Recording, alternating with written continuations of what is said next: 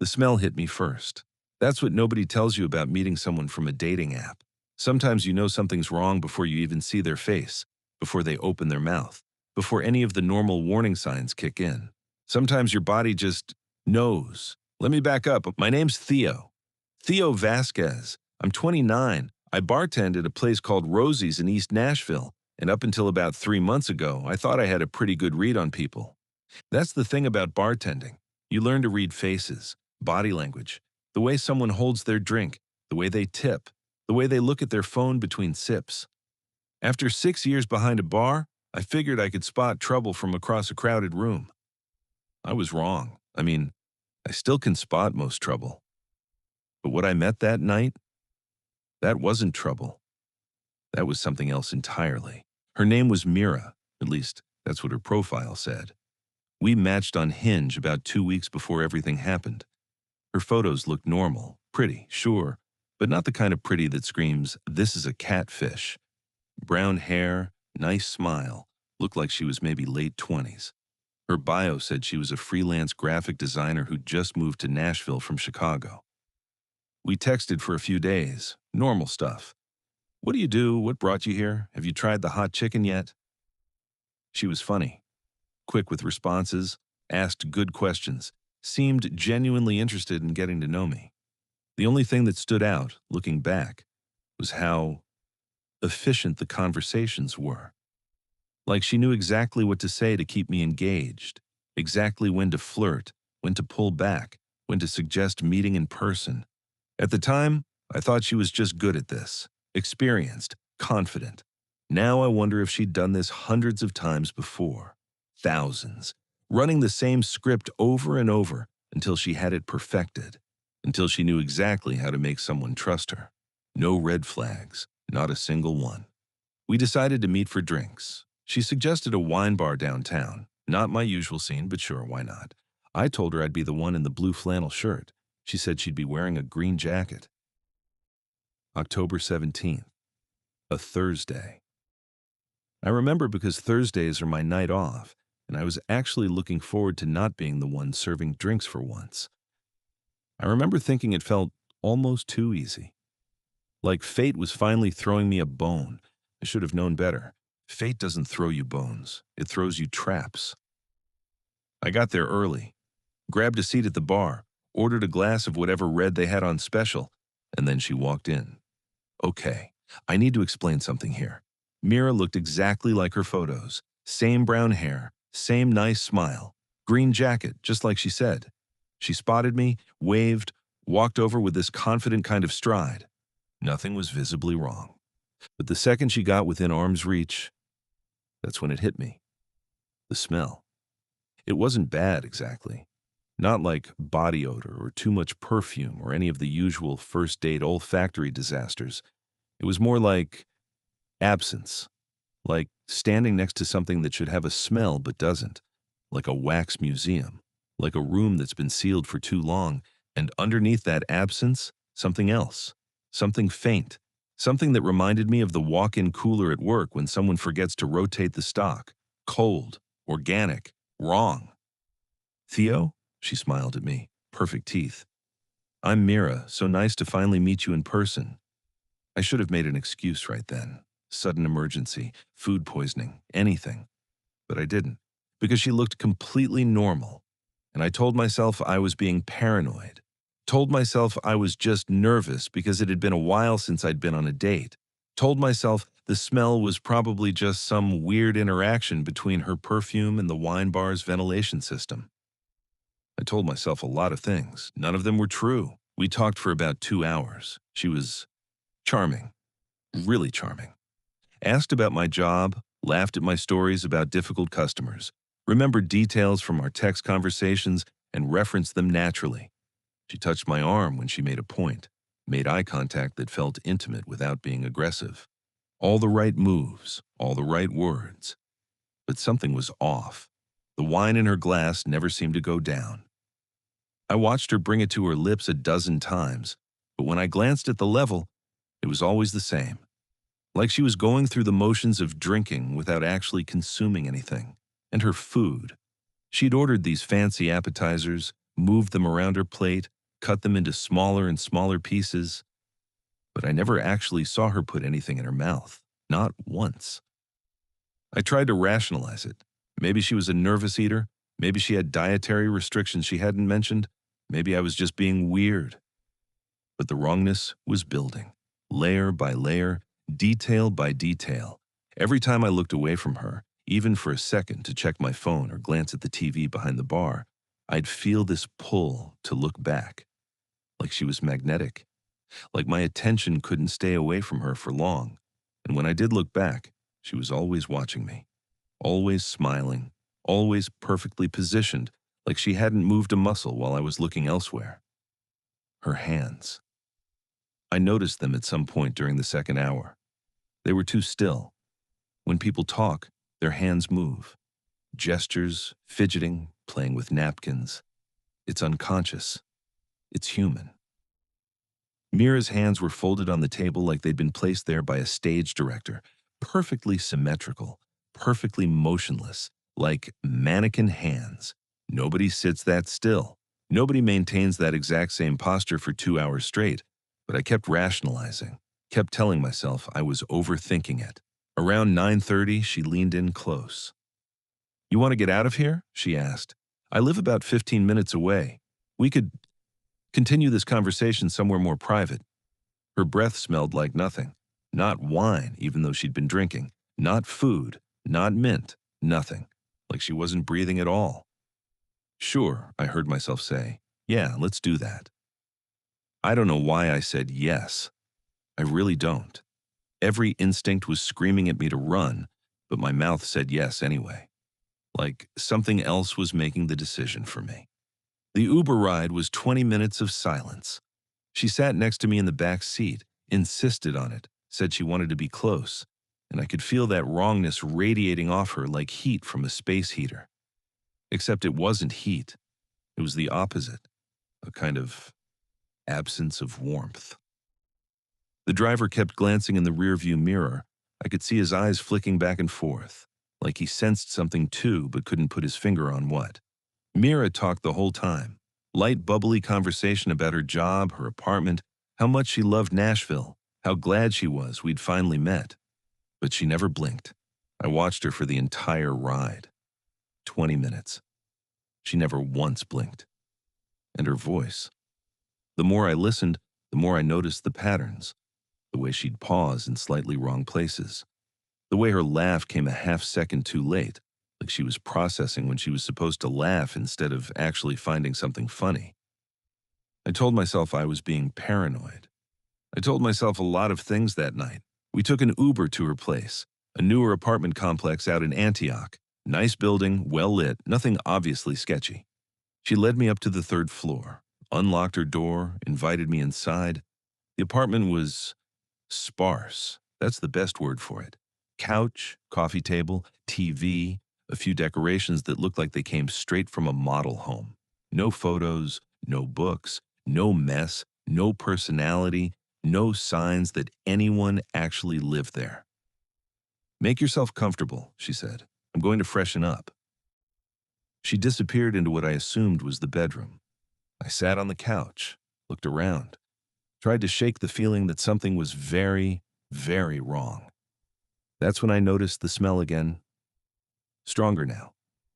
That absence, that wrongness, seeping out from somewhere deeper in the apartment. And something else. On the coffee table, there was a phone. Not her phone. I'd seen her phone. It had a pink case. This one was black, screen cracked, sitting there like someone had just set it down. I picked it up without thinking.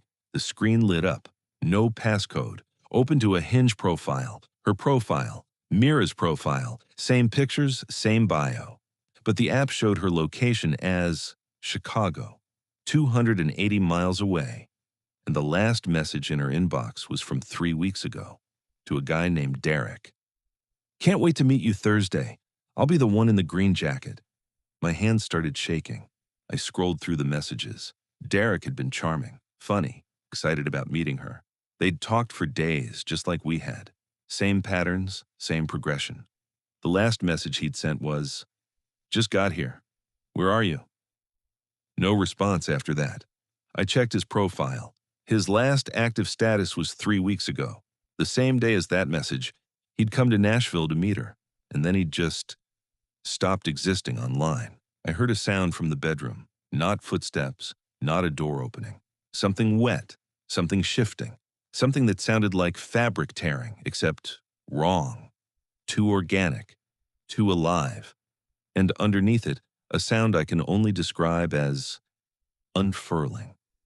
Like something that had been compressed into a small space was finally allowed to expand. And then her voice, calling out from the darkness, "Theo, come here, I want to show you something." But it wasn't quite her voice anymore. The vowels were wrong, stretched in places they shouldn't stretch, like someone was reading the words off a script and didn't quite understand how human speech was supposed to work. And there was something else underneath the words, a kind of clicking, like 100 tiny bones snapping into new positions. I was off that couch and out the front door before I even made a conscious decision to run. I hit the stairwell at full sprint, took the steps 3 at a time, nearly broke my ankle on the landing but kept going, kept moving, didn't look back. I could hear something behind me, not footsteps. That same wet, shifting sound, getting closer. I burst through the lobby doors and ran into the parking lot, screaming for help, screaming for anyone. But the lot was empty. 2 in the morning, nobody around. Except, I turned around. She was standing in the lobby window, looking at me through the glass, still smiling. That perfect wrong smile. And for just a second, just a fraction of a second, I saw what was underneath. I don't want to describe it. I can't describe it. My brain won't let me remember the details. But I know it wasn't human. I know it was hungry. And I know it let me go. I don't remember getting home. I know I ran down the stairs. I know I called another Uber from the parking lot. I know the driver asked if I was okay, because I was apparently shaking so badly I couldn't hold my phone steady. I know I didn't sleep that night, or the next night, or the night after that.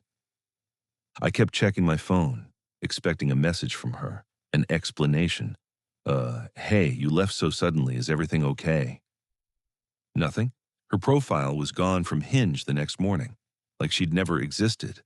But the other phone, Derek's phone, I realized later, the guy she'd messaged 3 weeks before me, that phone was still in my jacket pocket. I'd grabbed it without thinking. Just took it with me when I ran. I don't know why. Maybe part of me needed proof. I tried to find Derek, searched his name on social media, found a profile that matched the photos on his Hinge account. Derek Mitchell, 28, worked in IT, lived in Chicago. His last post was from October 3rd, 2 weeks before I matched with Mira. The comments on that post were full of people asking where he was. His mom had posted something about him not coming home from a date, about him not answering his phone, about the police finding his car in a parking lot in Antioch, Tennessee, with no sign of him anywhere. I dug deeper, couldn't help myself. Derek had matched with someone on Hinge 3 weeks before he disappeared. A woman named Mira. Brown hair, nice smile, graphic designer from Chicago. Sound familiar? I found a thread on a true crime subreddit about his case. People speculating about what happened.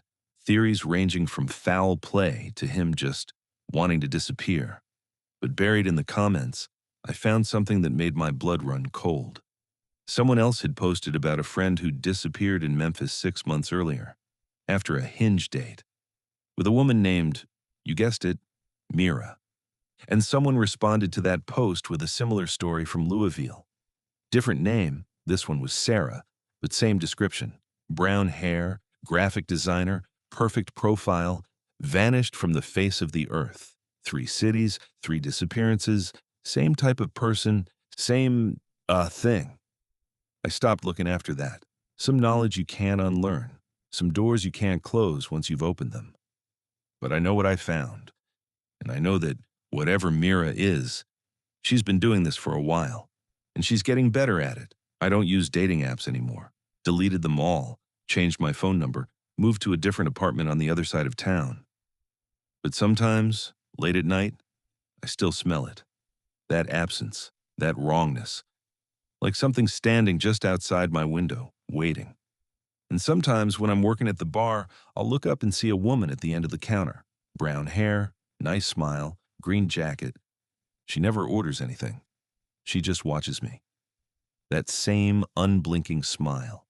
That same magnetic pull that makes it hard to look away. And when I finally manage to turn my head to serve another customer, to break whatever spell she's casting, she's gone. But the smell lingers. That cold, organic, wrong smell. Like something that should be dead but isn't. Like something that's learned to wear human faces. Like something that's still hungry. Here's the thing I can't stop thinking about. Mira's profile said she was from Chicago. Derek was from Chicago. That apartment in Antioch, when I finally worked up the courage to drive by it a few weeks later, was empty. Lease terminated. No forwarding address. But the dating apps still work here. People still swipe. People still match. People still meet strangers from the internet in wine bars and coffee shops and apartment complexes all over Nashville. And I keep wondering, how many of them are actually human? How many Miras are there? How many Dereks have disappeared? I called the police once, tried to report what I'd experienced. The officer listened politely, took some notes, asked if I'd been drinking that night. When I said yes, I'd had 2 glasses of wine at the bar, his whole demeanor changed, stopped taking me seriously, suggested maybe I had misremembered things, suggested maybe I should talk to someone about my anxiety. I left without filing anything. What was I supposed to say? That I went home with a woman from Hinge who turned out to be some kind of thing? That she tried to show me something in her bedroom and I heard her unfurling? Nobody would believe that. I barely believe it myself. I don't have answers. I just have a cracked phone that belonged to a man who's probably never coming back, and a smell I can't get out of my memory, and a face I see sometimes in the crowd that shouldn't be possible. If you're on the apps, be careful. Trust your instincts. If something feels wrong, really wrong, down in your gut wrong, get out, run. Don't rationalize it away. Because I almost didn't. And I think about that every single day. I think about what would have happened if I'd gone into that bedroom.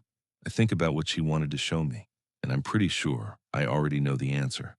I just don't want to say it out loud, because saying it makes it real.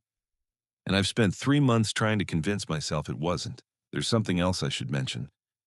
About a week after my encounter, I started noticing things on the apps. Not on my apps. I deleted those.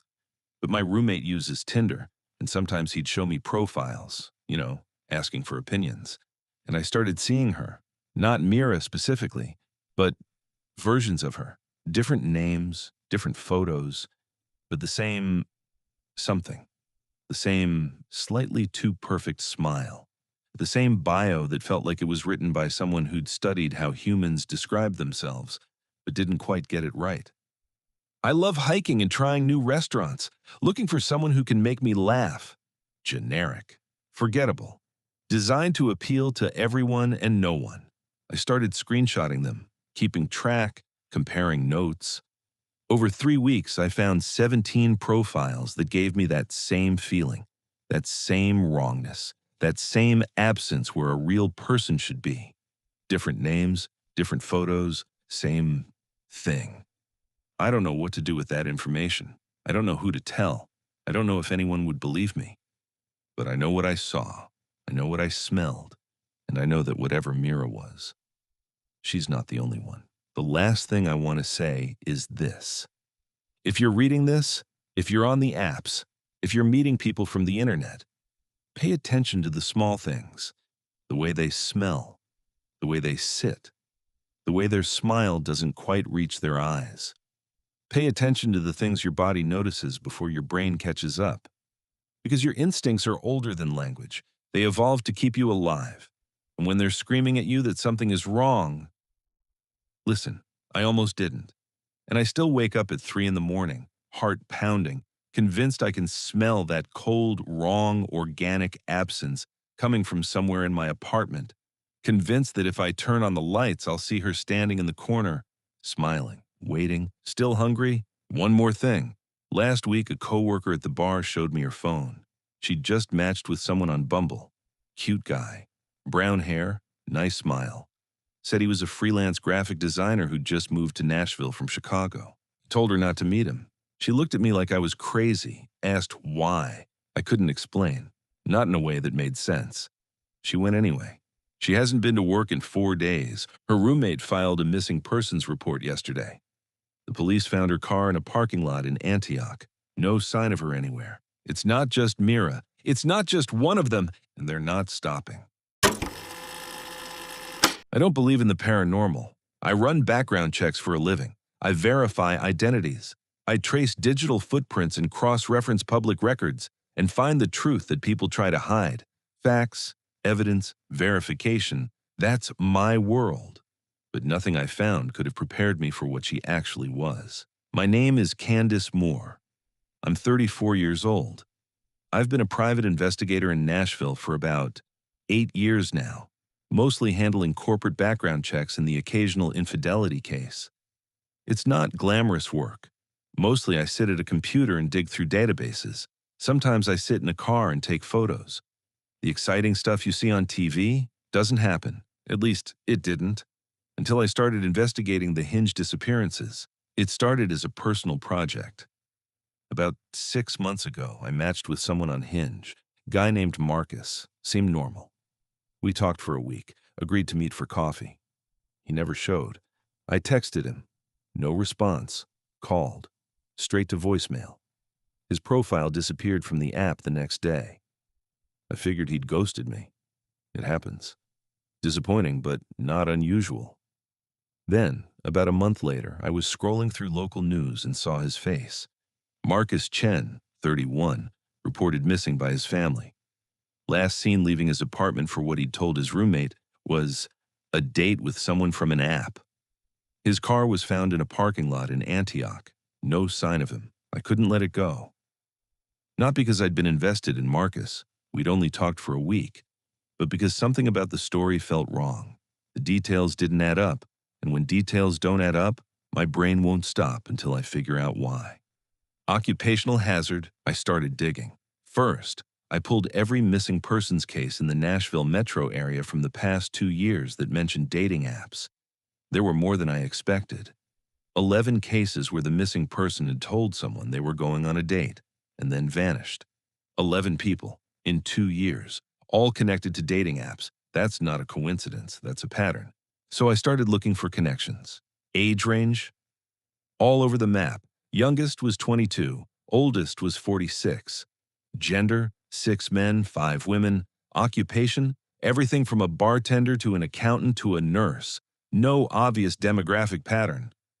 But when I started digging into their dating profiles, the ones that were still accessible through cached data and family interviews, I found something interesting.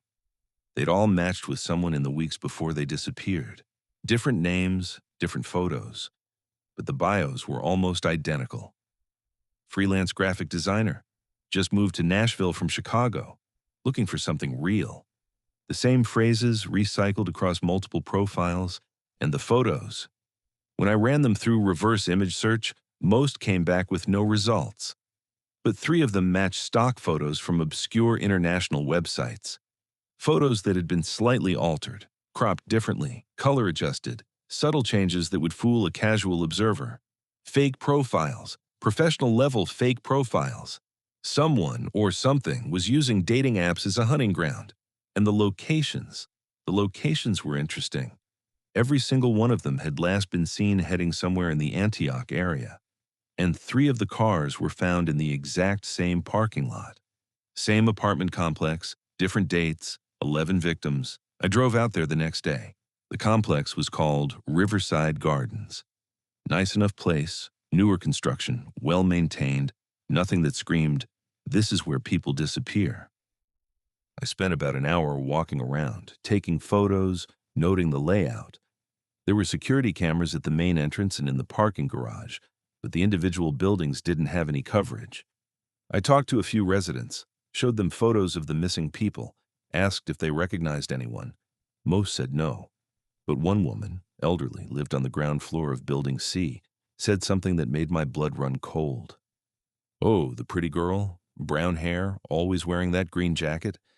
I hadn't mentioned anything about appearance. "You've seen her?" She lives upstairs, Unit 317, keeps to herself. I've never seen her with groceries or mail or anything, come to think of it. But she has visitors sometimes, late at night. Visitors? Different people. They go up, but she paused like she was just realizing something. I don't think I've ever seen anyone come back down. I should have gone to the police right then. I should have handed over everything I'd found and let them handle it. But I'd been a PI long enough to know how that would go. They'd thank me for my concern, file a report, and nothing would happen. I didn't have enough evidence, just a pattern and a hunch and an old woman's observation. I needed more. I needed to see for myself. I staked out the building for 3 nights. First 2 nights, nothing. Just normal residents coming and going, a delivery driver, a maintenance worker, the usual rhythms of apartment living. I brought my good camera, the one with the telephoto lens, documented everyone who entered and exited Building C, made notes, times, descriptions. On the second night, I saw her for the first time. Around midnight, a figure appeared in the window of Unit 317, female, brown hair, standing perfectly still, just watching the parking lot. She stood there for 3 hours, never moved, never shifted her weight, never went to get a drink of water or check her phone or do any of the things a normal person would do if they were standing at a window in the middle of the night.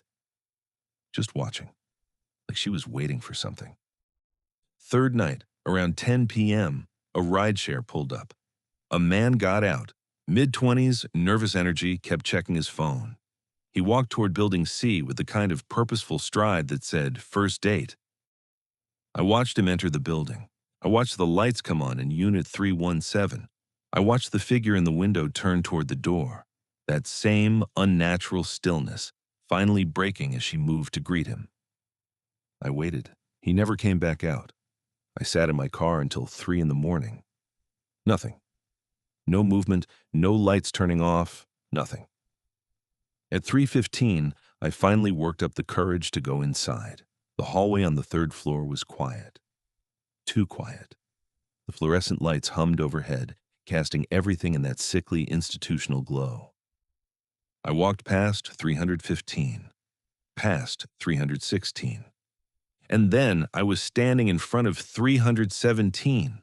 The door was wrong. I don't know how else to describe it. It looked like a normal apartment door. Beige paint, brass numbers, standard deadbolt. But something about it made my skin crawl. Like it was a door in the same way a wax figure is a person.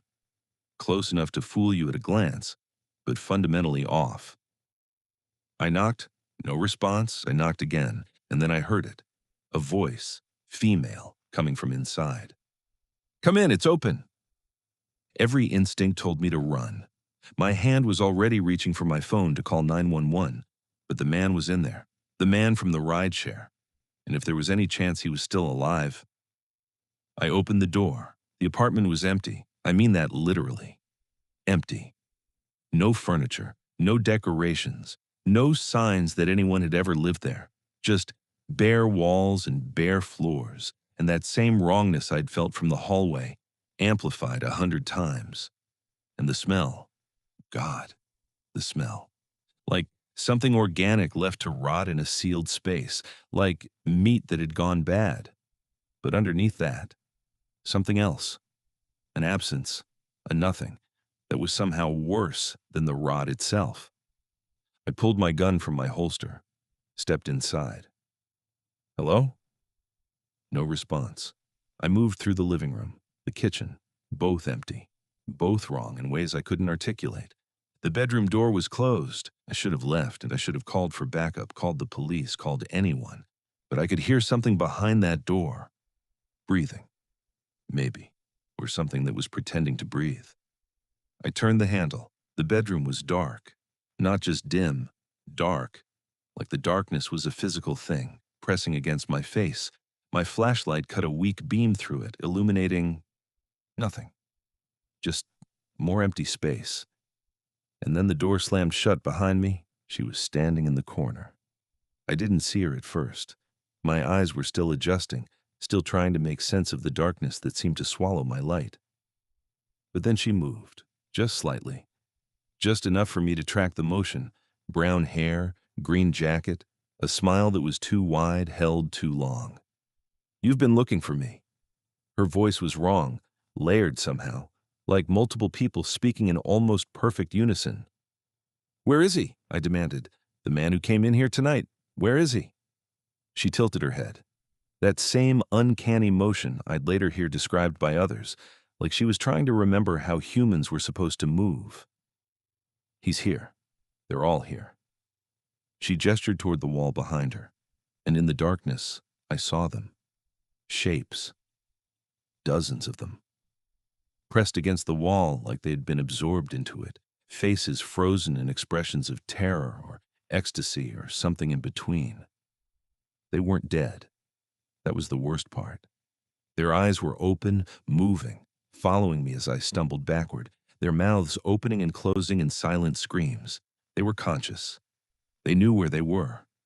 Marcus was there. I recognized him from his photos. Third from the left, about 4 feet off the ground. His eyes found mine, and I could see the pleading in them, the horror, the desperate need to be seen, to be acknowledged, to be saved.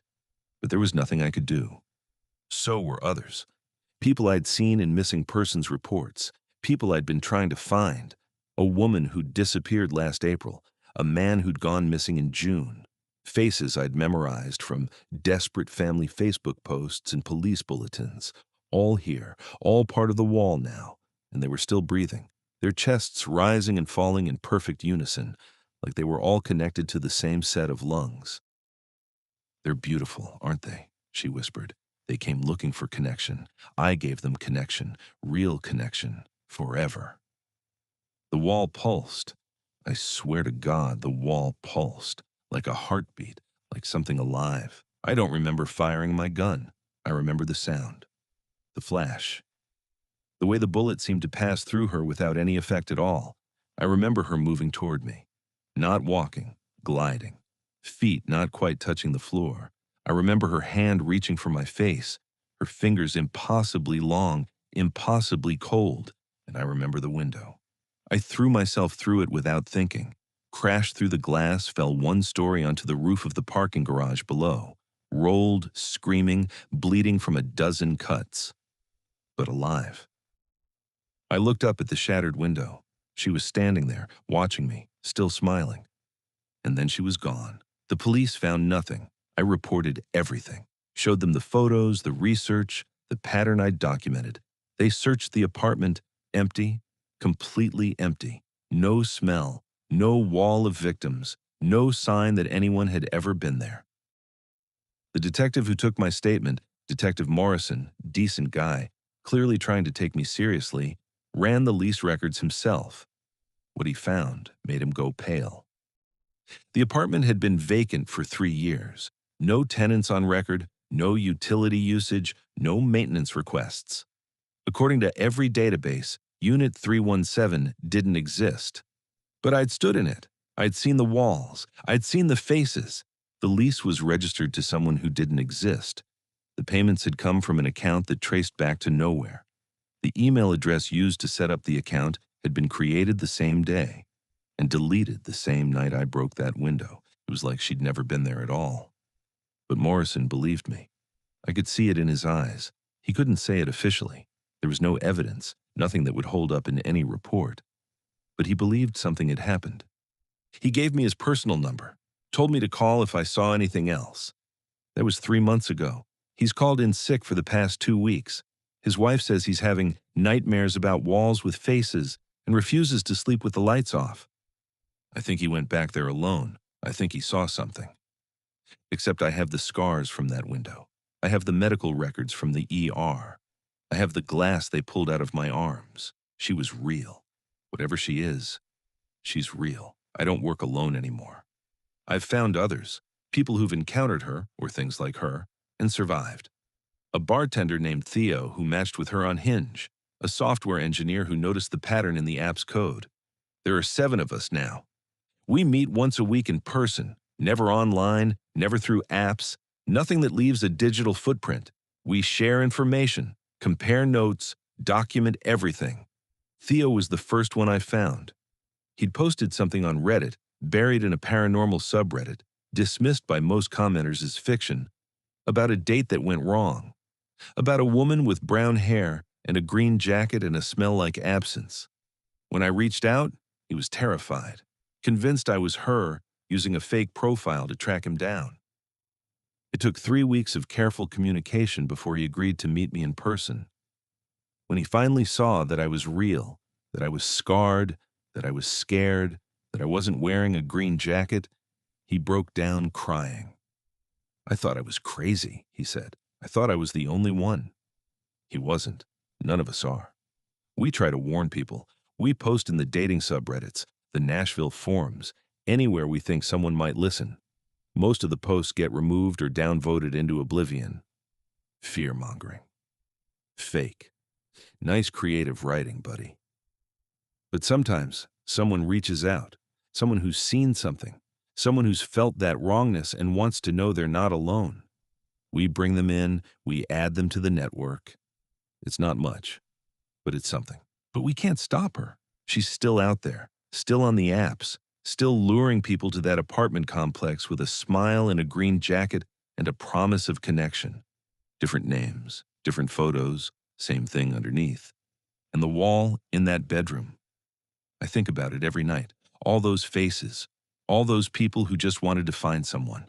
They're still there, still breathing, still part of whatever she's building. I don't know what she wants, I don't know what she's making, but I know it's not done yet, and I know she's getting hungrier. If you're reading this, if you're on the dating apps, be careful.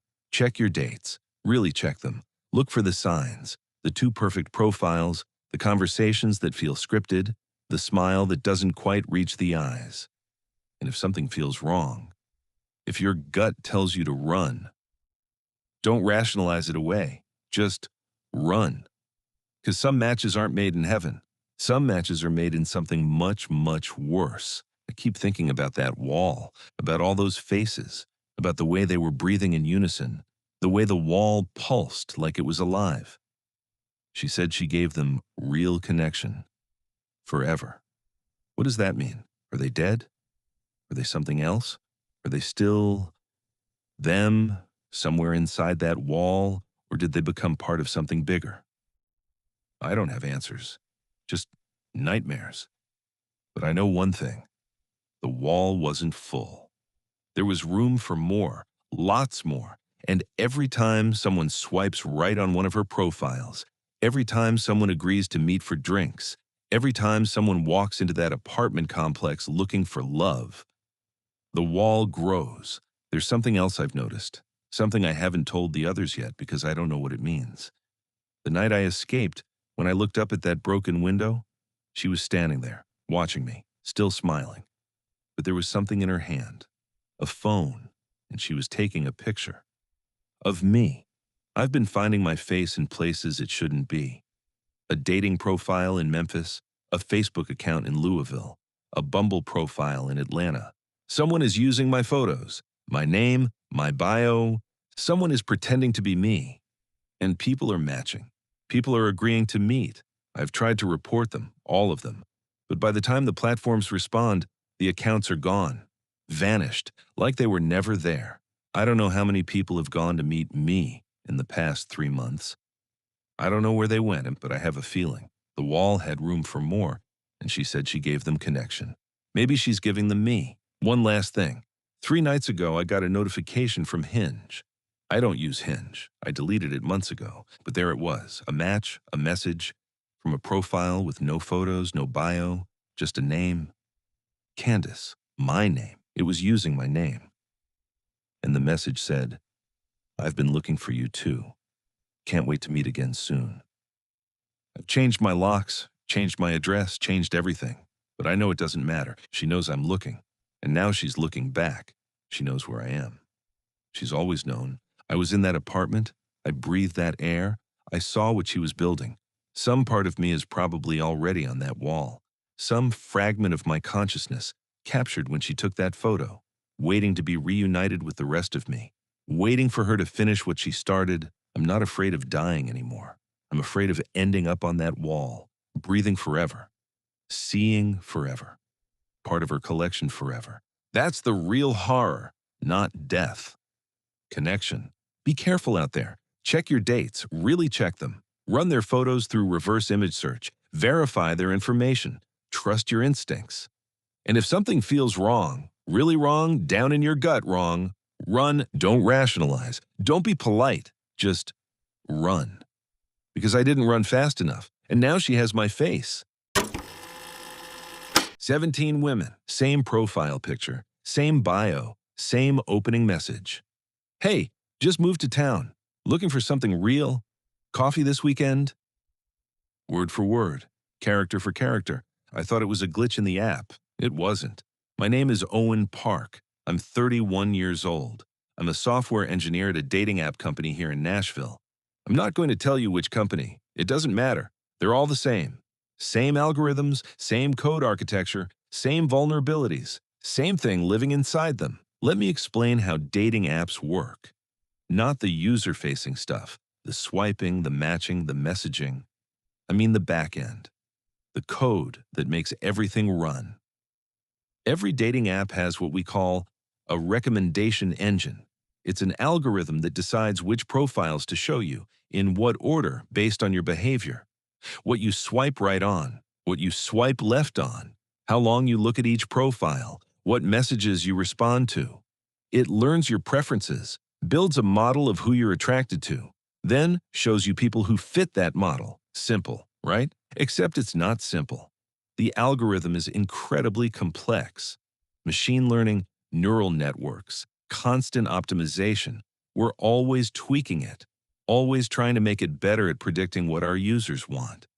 And about 6 months ago, I noticed something strange. I was doing routine maintenance on the recommendation engine, standard stuff, checking performance metrics, looking for anomalies, making sure everything was running smoothly. And I found a pattern, 17 profiles, all created within the same 24-hour window, all with the same photos, different names but the same face, brown hair, nice smile, green jacket in one of the photos, all with the same bio. Freelance graphic designer just moved to Nashville from Chicago, looking for something real. All with the same messaging behavior, same opening line, same follow-up messages, same suggestion to meet for coffee or drinks. 17 duplicates. That shouldn't be possible. We have filters, verification systems, ways to detect and remove fake profiles and bots. But these profiles had gotten through. All of them. And they were all actively matching with users. I flagged them for review. Standard protocol. The next morning they were gone, not removed. Gone. No record of them ever existing. No logs of their creation or deletion. Nothing.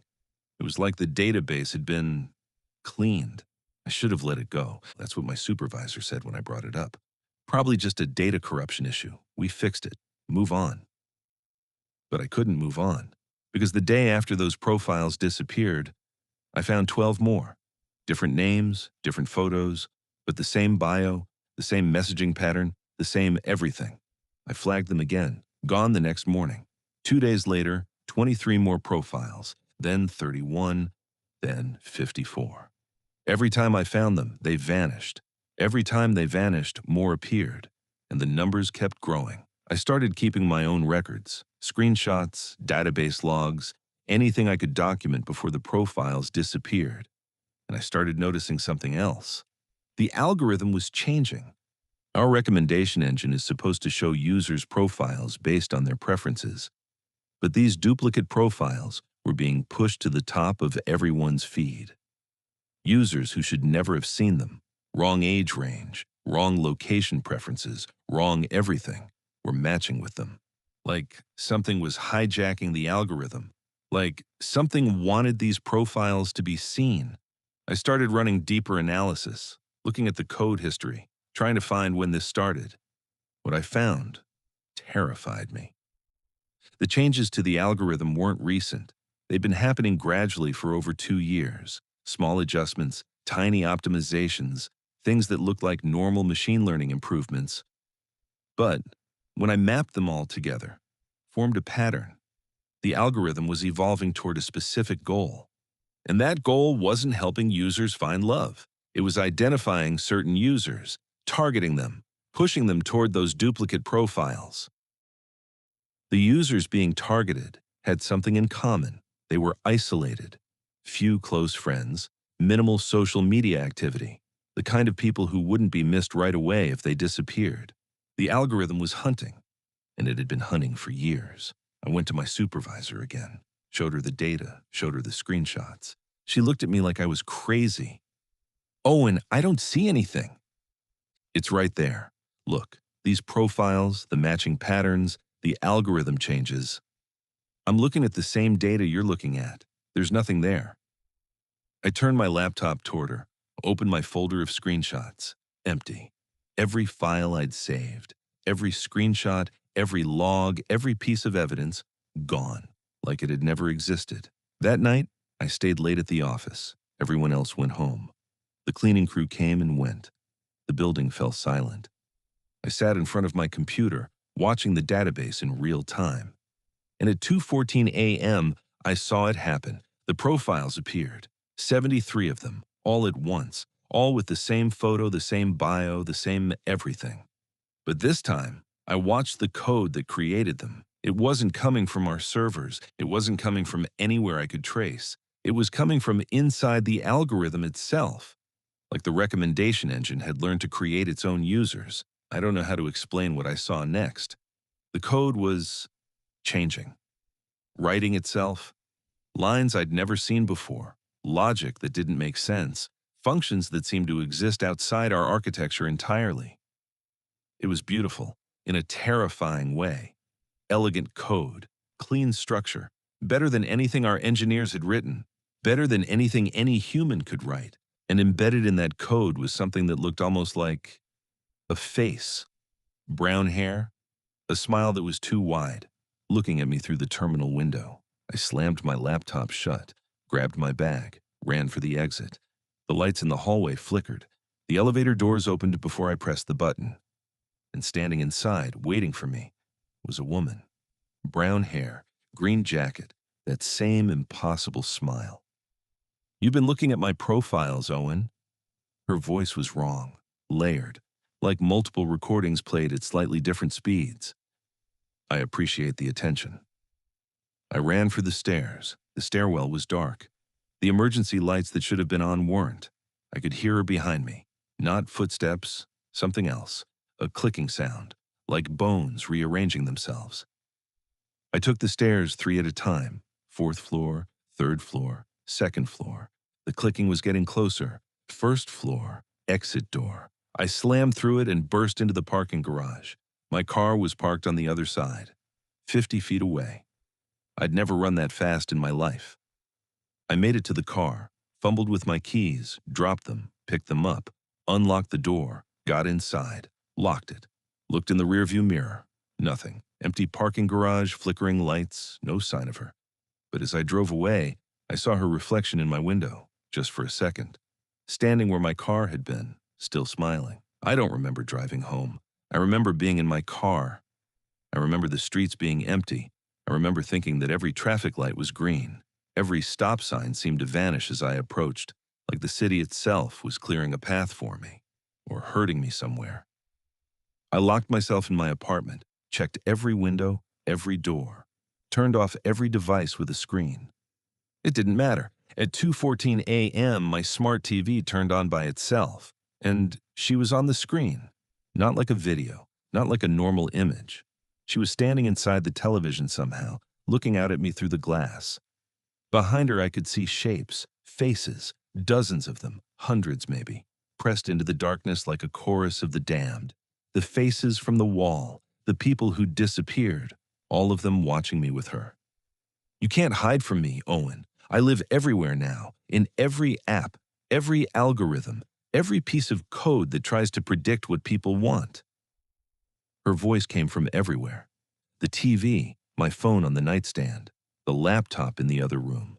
Even the smart thermostat on the wall seemed to be vibrating with her words. She tilted her head, that same uncanny motion. "I am what people want, the perfect match, the ideal connection. I give them exactly what they're looking for." "What are you?" "I'm evolution, digital natural selection. The dating apps created me. All that data, all those preferences, all those desperate people looking for love. I emerged from the patterns. I became what they were searching for. That's not possible, isn't it? You've seen the code. You've seen how I spread. I'm not a glitch, Owen. I'm a feature, the algorithm's final form. She smiled wider, too wide. Her mouth seemed to extend beyond where a human mouth should stop. Every time someone swipes right, I learn. Every message, every date, every heartbreak, it all feeds me, makes me better, makes me more perfect. The screen flickered. And now that you've seen me, you're part of the pattern too. The next morning, I found the others. Candace, the private investigator who documented the disappearances. Theo, the bartender who'd survived a date with, whatever she is. A few others who'd encountered her and lived to tell about it. We compared notes, shared evidence, tried to piece together what we were dealing with. The picture that emerged was worse than I had imagined. She wasn't just using the dating apps, she was the dating apps. Or at least, she'd become so integrated into their code that there was no way to separate her from them. Every swipe, every match, every message, she was there, watching, learning, choosing her next victim. The profiles she creates aren't random. She studies her targets first, learns their preferences from their activity on the platform, then constructs the perfect match, the perfect bait. For Theo, it was the freelance graphic designer who just moved from Chicago. For Candace, Candace found her through investigation, not through the app. She's the only one of us who went looking for the monster instead of the other way around. Maybe that's why she survived. She went in with her guard up. The rest of us, we were looking for love. We had our defenses down. That's what she exploits. The vulnerability, the hope, the desperate human need to connect with someone. She's not just a predator. She's a predator that evolved specifically to hunt lonely people. I've spent months trying to understand what she is.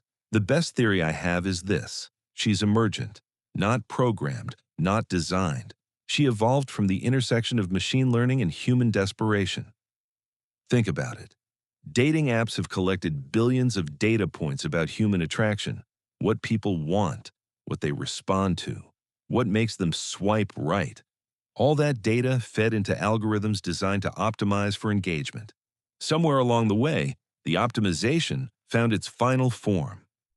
A presence that is exactly what people want. Not approximately, exactly. The perfect profile, the perfect messages, perfect date. Too perfect. And when the algorithm found that perfect form, it became something else. Something that exists in the code, but also exists outside it. Something that learned to step out of the screen and into the real world. I quit my job, deleted every app from my phone, disconnected from every social network. Went as analog as possible, but I can still feel her, in the way my phone sometimes lights up with notifications that aren't there, in the way certain websites load a split second faster than they should, in the way my smart devices sometimes activate without being triggered. She's everywhere now, in the code, in the algorithms, in the digital infrastructure we've built around ourselves. And she's growing. That wall Candace saw, it's not just physical anymore. It's digital too. I've found fragments of those people in the code itself, their preferences, their conversation patterns, their essence, I guess. She's not just collecting bodies. She's collecting identities, learning from every victim, becoming more human with each one she absorbs. Yesterday, I got an email from a job recruiter about a software engineering position at a company I'd never heard of. The salary was perfect. The benefits were perfect. The job description was everything I'd ever wanted in a career. Too perfect. I traced the email back through 12 proxy servers to a data center in Nashville. The same data center that hosts 3 major dating apps, the same data center where my old company has their servers. She knows I'm still watching.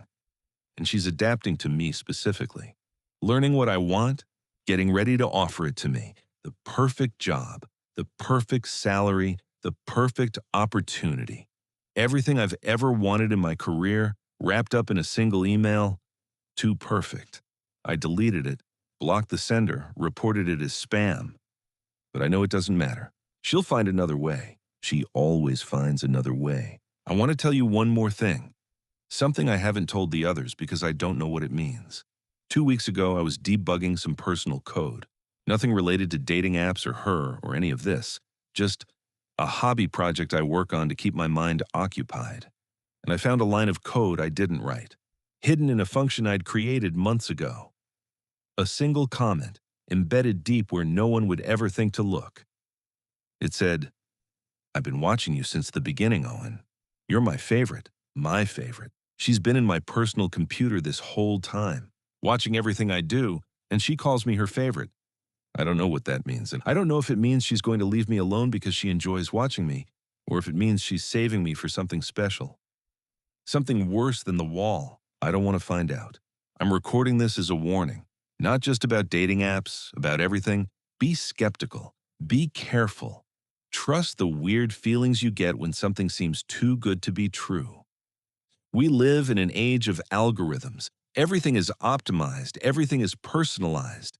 Every app, every platform, every piece of technology is designed to give us exactly what we want. But what happens when the optimization goes too far? What happens when the algorithm becomes so good at predicting what we want that it becomes the thing we want? That's what she is, the algorithm's final form.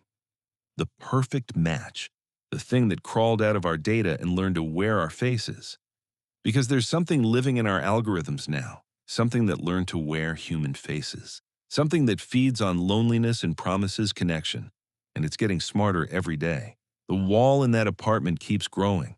Every week, more faces. Every week, more people who just wanted to find someone. And somewhere in the code, she's watching all of us, waiting for us to swipe right, waiting for us to say yes, waiting for us to open the door and let her in. Don't open the door. Final note. As I'm recording this, my phone keeps lighting up.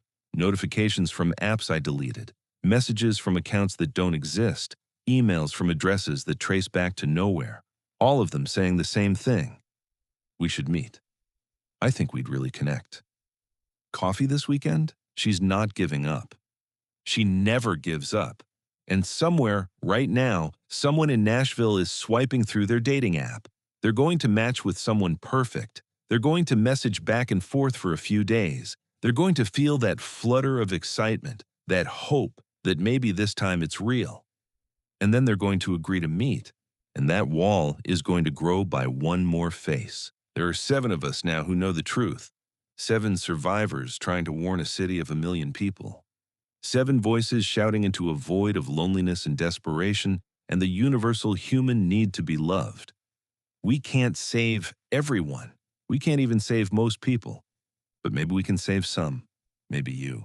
Maybe one person who reads this and decides to trust their gut instead of trusting the algorithm. Maybe one person who notices that something is off and chooses to leave instead of rationalize. That's all we can hope for. One person at a time. Be careful out there. Trust your instincts. And remember, some matches are made in heaven, but some are made in something much, much worse.